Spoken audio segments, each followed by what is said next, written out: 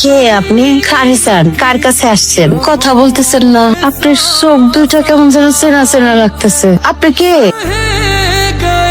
আমার মেয়ে, আমার কলেজের টুকরো, আমার ঘরের লক্ষ্মী। সারপ্রাইজ! আই তোমরা কে কোথায় আছো? দেখো কে চলে আসছে। এই দেখ কেন আসছে। কেমন আছিস ভাই? আমরা সবাই ভালো আছি।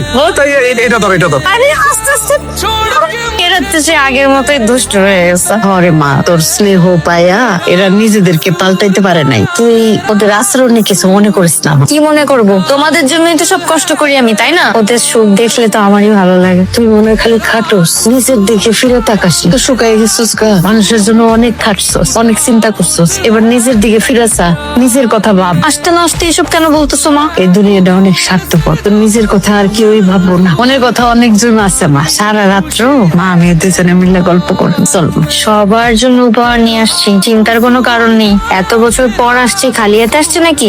এক এক করে সবাইকে দিয়ে দিব। আপু আমাদের কিছু দরকার নেই, আপনি আসছেন তাতেই আমরা খুশি। হ্যাঁ, আমাগো বউন আমাগো মাঝে ফিরাইছে, এর চাইতে খুশির খবর আর কি হইতে পারে? তোমার কোনো কিছু দোয়া লাগবে না, তুমি যে আমার গ্রুপের কাছে আইছো এতে আমরা অনেক খুশি। ঠিক আছে, এত কথা বলতে হবে না। সবার জন্য উপহার যা যা আনছি আমি সময় মতো এক এক করে সবাইকে পৌঁছাই দিব। হ্যাঁ, আরে তুই যার যার জন্য যা কিছু আনছো সেগুলি দিয়া তাড়াতাড়ি ফ্রি ও মা। আমি খালি আমার মেয়ের সাথে কয়টা কথা বলতে চাই, এত বছরের জমানো কথা।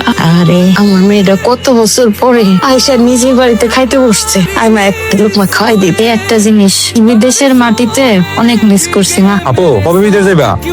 মানে কইতেছিলাম কয়দিনের ছুটিতে আসছো? কি বলো তুমি এগুলা? আপু তো আজকেই আসলো, আর এর মধ্যে যাওয়ার কথা বলতেছো? আজকে হোক আর 10 দিন পরে হোক, আপু তো যাবে। চিন্তা করার কি আছে? আমার মেয়েটা আসতে না আসতে ওর যাওয়ার কথা উঠলো কেন? আর তুই কেন বললি মাত্র 10 দিন থাকবে? মাত্র আসলো মেয়েটা, না গেলে কি দরজা ও সারা জীবনে আর গেল না, তাতে কি হলো?